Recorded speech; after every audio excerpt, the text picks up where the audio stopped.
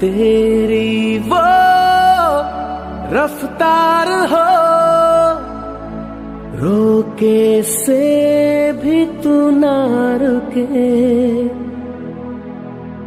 हासिल कर ऐसा शिखर, पर्वत की भी नजरें उठे।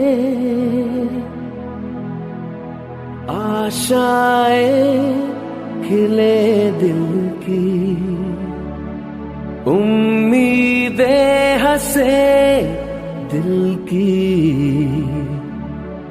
अब मी चंद्रशेखर प्रभावती पृथ्वीराव बावनकुळे ईश्वर साक्षात शपथ घेतो की कायद्याद्वारे स्थापित झाले आहे अशा भारताच्या संविधानाबद्दल मी खरी श्रद्धा व निष्ठा बाळगीन। मी भारताची